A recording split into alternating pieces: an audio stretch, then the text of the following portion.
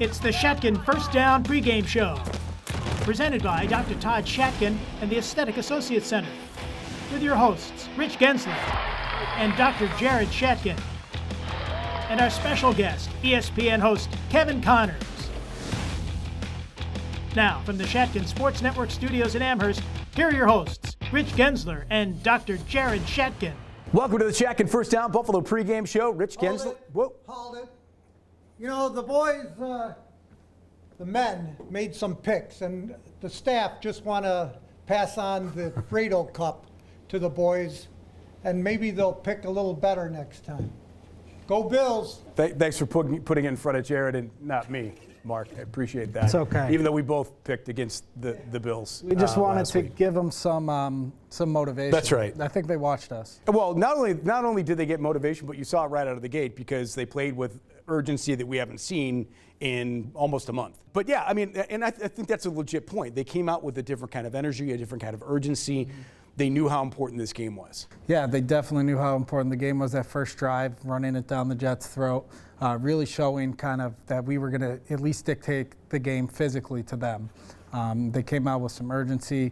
I thought the game was clean. It wasn't perfect by us, but I thought offensively they played pretty clean. Hold on, wait a minute. Not it's like, what game were you watching? 22 penalties, 11 on both sides. A lot of laundry. Not penalty-wise, okay. But I think turnover-wise, the team took right. care of the ball, and I think they stayed on schedule for the most part. And I'll stay there. I mean, how about this? Josh, no picks in 6 straight games to start the season. Yeah, there's no other quarterback in the NFL right now with 0 interceptions, and I know a lot of the faults of him over the offseason were the fact that he throws a lot of interceptions, so I think he took that to heart. I wouldn't mind seeing Josh make a couple more tight throws and kind of put it in harm's way a little bit, because I think that when he's best, he's confident getting into small windows, but I mean, you can't say enough about the guy. Yeah, and you can't say enough either about the replacement for James Cook in that game, and Ray Davis, who was, I never foresaw what happened in that game with him going almost 100 yards rushing, 55 in the air on that big 42-yard catch when he ran free when Josh was rolling right.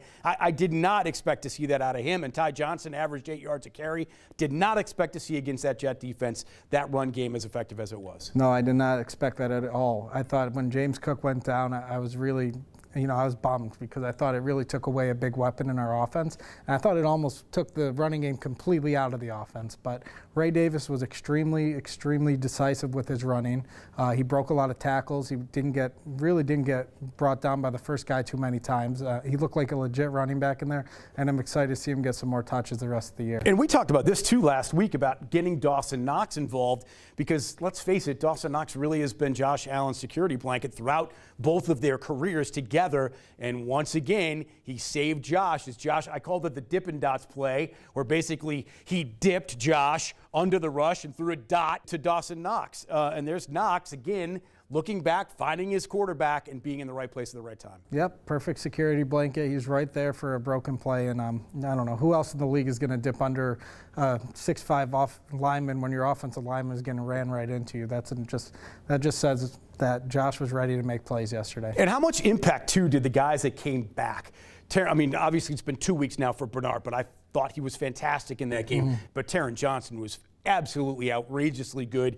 Great in the run support game, and obviously made the big play at the end with the pick. Yeah, I think you needed all the guys in that game because Aaron Rodgers and the Jets came to play. They had a bunch of big 20-yard plays, and that's something we do have to address defensively. But I think the team played good team defense, played together, tackled well, and they didn't give up too many touchdowns. Yeah, Rapp played terrific, had a couple of really big plays in the back end. Daquan Jones had a sack in the game. Epinesa was really good. The roughing, I love the fact that Aaron Rodgers after the game said the roughing call shouldn't even been called a roughing call. Yeah, no, exactly. When the other team can acknowledge that it's not roughing, that means maybe the referee should have put the whistle down a couple times. Okay, elephant in the room.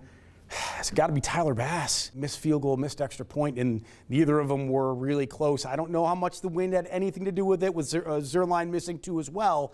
But again, question marks at the kicking position. Yeah, I mean, when you're kind of worried about the kicker going in for a 25-yard kick to win the game, that's when you know that the confidence is kind of shot in the kicker. And at this point, I do think we probably should start to bring in different kickers and see if they can at least challenge Bass and probably take the role over, because when you lose confidence as a kicker, it's really hard to get it back. And I think that's kind of what Tyler Bass is going through right now. So there's the Bills now, obviously now distancing them a little bit in the division. That was why that game was so big. But obviously some big moves this week we're going to talk about. Don't worry, Amari Cooper in the final segment as we get ready for the Titan game. But coming up next, Kevinconnors, our buddy from ESPN, is going to join us. He's a big Bills fan. When we return, the Shatkin First Down Buffalo pregame show. RV shoppers, Myers RV invites you to shop over 100 brands of travel trailers, fifth wheels, toy haulers, and motorhomes from all the leading manufacturers. Myers RV is the largest family-owned RV dealer in the Northeast with over 2,000 new and used RVs in stock. Right now, all remaining 2024 models are being offered at drastically reduced prices. Myers RV has 3 convenient locations in Rochester to serve you. Just a quick trip east on the 90 to save you thousands. Online at MyersRVs.com. Go Bills! Hi, I'm Dr. Todd Shatkin here with Hall of Fame running back Thurman Thomas. My family and I have been coming to Dr. Shatkin's dental office for years. The office is beautiful and the staff is outstanding. Thanks, Thurman. It's been an honor for me to take care of you and your family. For a Hall of Fame smile, go where the pros go. Dr. Todd Shatkin at the Aesthetic Associates Center. Call today for a free consultation, 839-1700.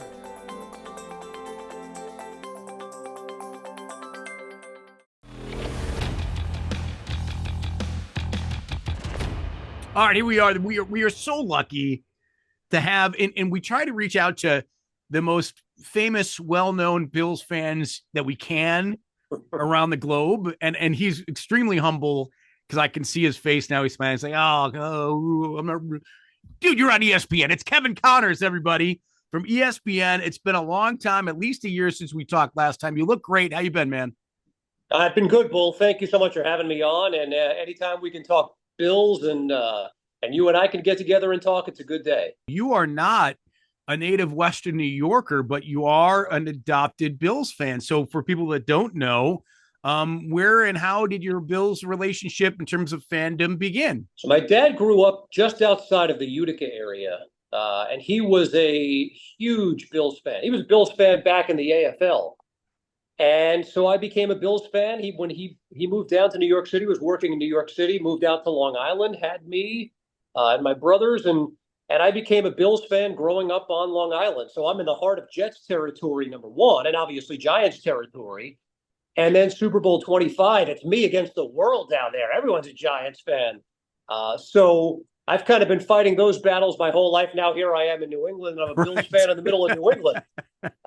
But it's, I wear it with a great badge, and it's been amazing being able to interact with so many Bills fans on social media. That's been so cool, being able to share stories and share the ups and downs. So that's kind of the origination of where the origin of my fandom. Hey, so in the last really 5 years, since Josh has really taken off in his career, and the team has too, obviously, what have you noticed, in terms of Bills fandom in that part of the world that obviously has been Patriot dominated for a very long time? I have a lot of very close friends that are from the Boston area who I don't know who, we're a little bit more used to losing than they have been over their lifetime. But man, when they lose, man, are they bad losers. And they're not doing so hot right now. So I'd be curious if the red, white, and blue has sort of infiltrated New England a little bit more in the last 5 years. I think before it was a little brother syndrome. Get away from me. You're bothering me. I've got the upper hand. We've got Tom Brady and Bill Belichick. I think now, obviously, the past few years where the Patriots have not been relevant, there's been much more of a respect. But I'll say this. I don't know anyone that's not a Josh Allen fan. He plays the game, I think, the way any fan would want their quarterback to play. He wears it on his sleeve. He gives you, maybe sometimes he gives you more than you want out of your quarterback, some of the hits and not going out of bounds, etc. I think that there is a healthy bromance, regardless whether or not you're a Bills fan. And in New England here, there's a level of respect. Look, forever you could hate the Patriots, and we all did, but you had to respect what they did. And I think that there's that same, maybe not that same level of respect, but there is a level of respect among Patriots fans. Let's talk a little bit about the Jets win. I mean, that was a weird game coming in. I think a lot of people thought the Jets were going to win that game with the coaching change. And, Todd Downing now is going to call the plays, and Josh coming off the worst game of his career. And it looked the Bills after those past two games like they were a little bit lost in the receiver room and yada, yada, yada. Go down the problems for those two games. But, of course, the Bills in the end come out on top in what was an interesting game, certainly from an officiating perspective. Beyond that, it was almost an even game between the two teams. It was kind of what I think we've all kind of been hoping for since Aaron Rodgers got in New York in terms of the competitiveness between the two teams. I think you're spot on. I mean, both teams had double-digit penalties. Both teams, I believe, were triple-digit penalty yards in the game. You can't turn the ball over. That's one thing, and in the national discussion, I have not heard a lot of people talking about the fact Josh hasn't thrown an interception this year, Bull. Yeah. He has not turned the ball over through the air. I don't know that he's lost a fumble on the ground, but I know he hasn't thrown an interception. And the Jets did, and the Rodgers pass that one at the end of the game, the receiver fell down. That changes the outcome of the game, I think. Doesn't take away from the fact it was an unbelievable interception by Taron Johnson to steal it. And obviously Josh's run kind of made sure that it was a Bills win. Look, to do it without James Cook, I think Ray Davis, I think we may have seen the makings of a really good play. I don't want to say star yet, but boy, what a game he had. And the offensive line was great. I thought the defense played. The secondary, when you consider losing Tre'Davious and Poyer and Hyde, and to be able to defend Aaron Rodgers the way that they did, I have a massive respect for Jets fans. Again, I grew up on Long Island. I've got a lot of friends who are Jets fans. They have been almost as downtrodden a fan base as Bills fans have been. But I will say I certainly enjoy beating them as well. I thought Monday night was a lot of fun. It was wonky at the end with all the penalties and then the late turnover, but it was great to leave that game knowing we didn't have our best players on the field and we didn't play the best game that we could, and we still came away with a win. So let's fast forward now to this week. Obviously, it's the Titans. You could argue the worst team in the league, and there's a new bill. What do you make of the Amari Cooper signing or the trade that the Bills made? Is he going to be one of the top 10 receivers in the NFL? I don't know that we can expect that at this point in his career, but he will be a massive upgrade at the position. I think from everything you hear, he's not a good teammate. He's a great teammate. And the biggest thing to me is you're not taking on the Devontae Adams contract. You're not paying the bulk of it or all of it like the Jets are. You didn't give up enormous draft capital. I think it's a win-win. I still think that they need to address wide receiver, maybe with that second-round pick that they got back from Houston in the Diggs trade, if not their first-round pick, if not packaging the two of them to go get a big-time guy in the first round next year. But for the here and now, you give Josh another significant weapon, a sure-handed guy who's a proven commodity in the league. I think it's a complete home run. Thanks again. Go prepare for baseball tonight, and we appreciate you. Thank you, Bull. Thank you for having me.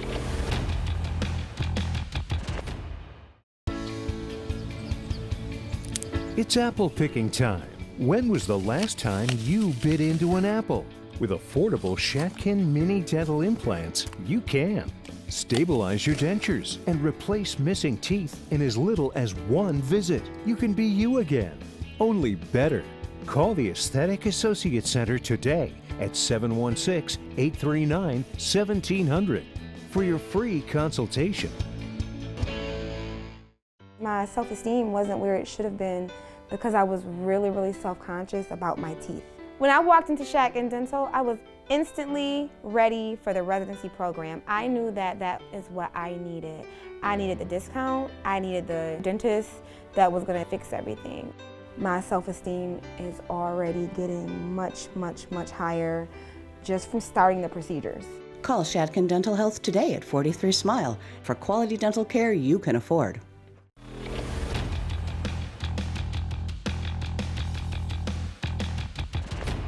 All right, welcome back to the Shatkin F.I.R.S.T Buffalo pregame show. Time to go in the pocket.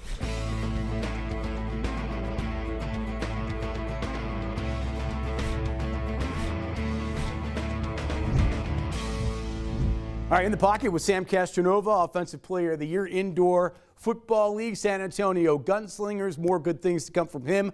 on the indoor field. But first, let's go and talk about Will Levis, who I would think to most viewers has disappointed. Think about the weapons he's got on this team between Hopkins and Ridley and Boyd and Pollard. and their tight end's a good player, and yet he is just not able to produce. What's his deal? Yeah, I don't know, because last year he showed some flashes of being a good player, and then this year it's just kind of been really rough. They said he's on a generational run of some funny memes going on the internet, but I don't know, to be honest with you. I don't know if his protection is the best, but at the same time, a new play caller in year 2, and he's struggling to get the ball out on time, and that's never going to end well. Yeah, and you watch this a lot, obviously, with quarterbacks, the ones that come in with a lot of promise, and you see them go through one offensive coordinator, then another, and then another. Then they lose confidence. Yeah, and a guy like Sam Darnold, who went through that, is now finally in however many years he's been in the league, 7 years, finally starting to flourish with a quarterback as his head coach, right? So maybe Levis, that's kind of what he needs to kind of get into a regular system. Yeah, I think he has a bunch of physical tools. He's a great athlete. He's got a really big arm. But, yeah, I think I don't know if that offensive coordinator is doing the best job so far. You talked about the weapons. That Rudolph went in the one game against the Dolphins, and they scored a lot of points. So I wouldn't be surprised, honestly, if he had a pretty short leash this game. Well, we'll see what happens. And obviously, I would suspect it's one of those things where, Babbage and Sean McDermott are going to try and disguise as much as they can with him. Yeah, confuse the young guy. He's already lost some confidence. If he makes a couple mistakes early, that could be a wrap. All right, throw the ball. Stay right here. Mafia's coming up. Welcome back to the Shatkin First Down Buffalo pregame show. The Mafia is here. Well, you just saw Sam a second ago. You've already seen Jared, but Coach Bob Hellwig's back. Our buddy Gordy's here for the first time from Fichte, Endel, and Elmer Eye Care, focused on you. He's responsible for making Mark, who basically runs the show, see better. Is that right, Gordy? Yes, sir. That's what I thought. Okay. That's what he said. Since he saved his life. Okay. So, Gordy, hey, welcome. Thanks for being here. Yeah, thank you. Let's start with you. We're going to talk a little bit about the Bills and the Jets right off the top. And I know there's been some debate about the Hail Mary play. And, McDermott surprisingly wasn't as steamed as you thought he might have been at halftime when he did that halftime interview. But people were talking about how they defended that Hail Mary. Look, in the end, you want them to run that play, right? Because the percentages are so low, unless it's Aaron Rodgers. Right. He's got like 3 or 4 Hail Marys to his name throughout his career. I'm thinking, but if you're going to defend against that, and they clearly didn't, right? Because Russo and Epinesa are at the sideline. Put those two guys, put Keon Coleman in the game, who's a basketball player, right? Put your big guys there at the goal line and defend that if you really think they're going to do that, but clearly they didn't. Anyway, that happened there. But in terms of the Bills team in that game, what did you see? Obviously, it was a close game. It was a tight game. In the end, if everybody made all their kicks, the Bills only win by 1. So what did you think of that Bills team compared to the Bills team you saw the 2 previous weeks? I really liked the way they ran the ball. I thought with Ray Davis, I thought the offensive line was opening up holes, really running the ball well. They were popping off chunks left and right, especially that first drive. Yeah. I thought they would have continued that throughout the entire game versus how they changed it a little bit in the second quarter and the second half. Bob, was it concerning to you that Breece Hall got off as much as he did in that game, knowing the previous 2 or 3 games he had virtually done nothing? They run well against the Bills. They run a couple off tackle, a couple of sweeps that they just get outside. Could have been a couple holding calls along the way, but they get outside, and if you take the wrong angle, and we had a couple of wrong angles on some of those runs, and you cut up in, he cuts outside, there's nobody there to stop him. Yeah, Jared, talk about Ray Davis. Here's a guy that is much different from James Cook in terms of power, despite the fact they're both about the same size. I think Davis is a little bit smaller, but power-wise, he's a whole different back. But boy, was he effective. And I think it started, to Bob's point, right up front, right? Well, he's a playmaker that I didn't know he had that type of playmaking ability as a receiver as well. But something that Ray Davis gives that James Cook doesn't is a little more decisiveness to him. He's one of those one-cut guys. He sees a hole and he goes to it. And I thought his vision was really good yesterday. I thought he really turned out and had a really nice game with the absence of a big player like James Cook. But that's really good news going forward because now you got 2 guys you can roll in there. And Ty Johnson's not too much of a slouch either. So it's showing that the Bills can be committed to the run game again, and it's not just James Cook. So, Sam, being the quarterback in the group, look, in that game, and it's been sort of the MO a lot of the season, the Bills' big plays came on what? Broken plays, right? The Knox touchdown's a broken play. The long pass to Davis is a broken play. I got to think that's kind of problematic. I mean, eventually you think it's going to catch up to him. It seemingly hasn't to Josh. He just continues to make these crazy plays. But at some point, you got to think that's going to catch up to you. Yeah, I mean, that's why Josh is the 12th highest paid quarterback in the league.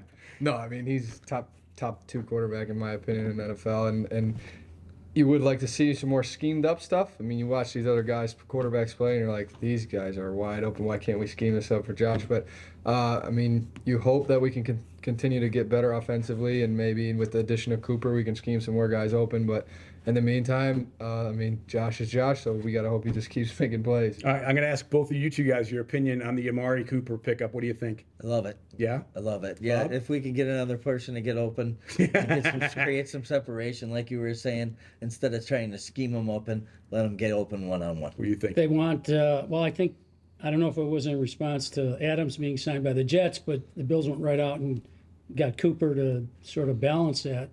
They need more weapons for Josh. They knew that going in the season.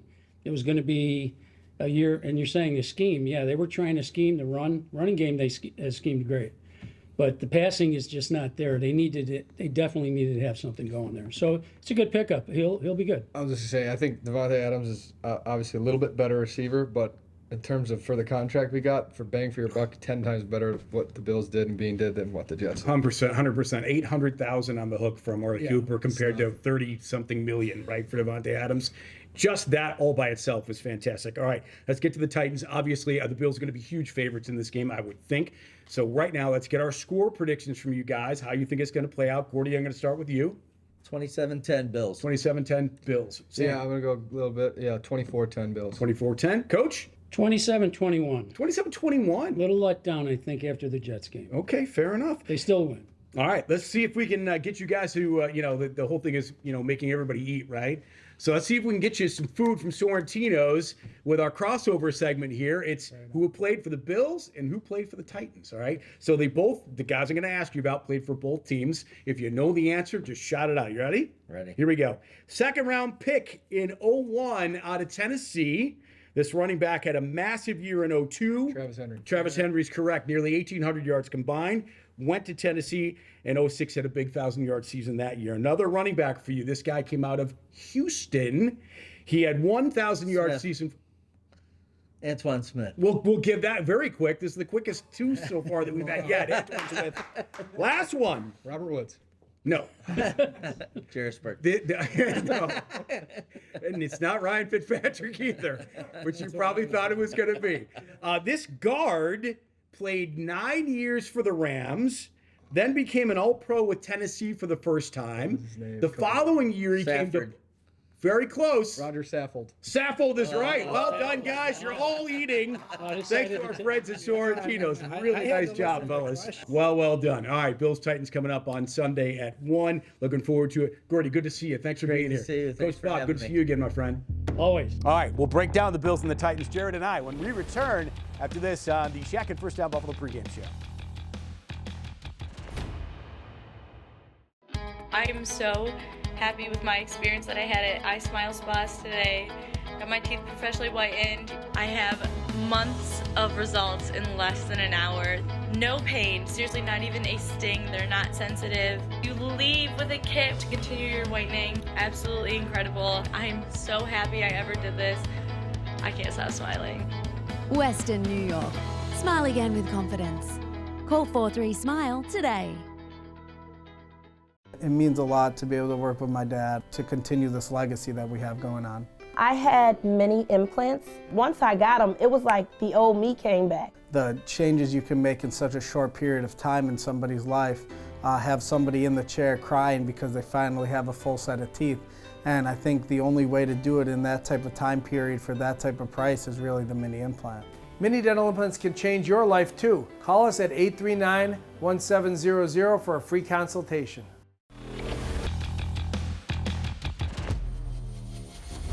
All right, welcome back to the final segment of the Shatkin First Down Buffalo pregame show. Rich Gaenzler, Dr. Jared Shatkin talking the Titans now. 1 o'clock kickoff. We're back to a 1 o'clock. Weird, right? Yeah. Titans come in 1-4. You could argue they're the worst team in the league, or pretty darn close to it at this point. And a lot of it has to do with their quarterback. Will Levis comes in with a passer rating of 70.7. and he's averaging 140 yards passing per game, despite the fact, we just talked about it with Sam, the weaponry that's around him. What's going on? Well, he can't hit a wide open receiver most of the game, so I'll tell you that much. Will Levis is really struggling right now. He's the type of guy that is playing a little bit like a Rob Johnson type when he played for the Bills. You know, you don't know where the ball's going to go. You don't know who's going to catch it, but it's probably going to be the other team. Interesting. Second worst passing team in the league, just 5.5 yards per catch, 784 yards through 5 games. On pace, he will be to be sacked 50 times this year, so get after it, Bills defense. And middle of the pack in the run game. Tony Pollard hasn't been bad. He's averaging around 80-ish yards per game, so they can run it a little bit, but man, just all around offensively, just 10 total touchdowns in 5 games. That's not a good number for this team that ranks pretty much in the bottom 5 in every offensive category. Flip it over, defense, not much better. 1 pick, just 9 sacks total. And can you even, like look at any one player on that defense that is standout aside from maybe Harold Landry, who leads the team in sacks? Yeah, not exactly. It feels like defensively, though, they have been staying tight, and they seem like they're a little better coached on the defensive side of the ball than the offensive side of the ball. So I think the Bills are going to, be up to the task, but it's not going to be an easy walk-through game defensively. But I do think that the Titans are really struggling right now. Yeah, for sure. Second best opponent completion percentage, only 10 20-plus yard throws allowed and 0 40-plus yards allowed for the Titans defensively. So, yeah, they're better on that side of the ball for sure. Now to the Amari Cooper part. We've yet to talk about it during the show. What are your thoughts on the Bills' trade for him? Obviously, we did talk about the money a little bit in terms of the Mafia, but in terms of pure ability and skill at 30 years old and the most drops in the league so far, what do you think about the addition? Well, I still love the addition with the drops. He's getting the ball thrown from Deshaun Watson. And also, the guy had 1,200 yards last year, 1,100 yards the year before. He gets separation. So he does something that none of the Bills receivers can do right now on the outside, and that's get open. The guy gets open on a slant route. He can get open on a go route. He's a technician running routes, and I think he opens up the other receivers to get open as well. And this could be a renaissance for him as well. I mean, here's a guy at 30 that could maybe, with Josh Allen as his quarterback, go back to having some of those years. I mean, look, 4 of the last 5 years coming into this season were, to your point, 1,000-yard seasons for Amari Cooper. So the guy, even at 30, still has it, and it's going to be really interesting to see how much of the playbook he can absorb going into this game and how effective he will be going against this Titan defense. So let's get your pick. Yeah, I think the Bills are going to win this one pretty easily. I would say 38-17 is a good number. Okay, yeah. I'm going to go 31-13, almost the same differential, but I think we both like it. I think most of the people are going to like the Bills to win this game, especially at home. And with the Seahawks coming up, you can't really call this a trap game, I don't think. All right, well, that'll do it. Thanks so much for all of our guests, Kevin Connors, the Mafia, and you for watching. Aesthetic Associates, Shatkin Dental, Dr. Todd Shatkin, also Sorrentinos and Myers for being part of the program. Bills and Titans at 1 p.m. Sunday. Go Bills. Thanks for watching. This has been the Shatkin First Down Buffalo pregame show.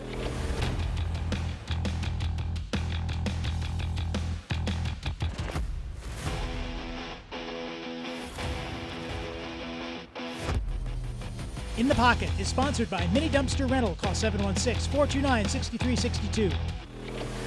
This has been a production of the Shatkin Sports Network.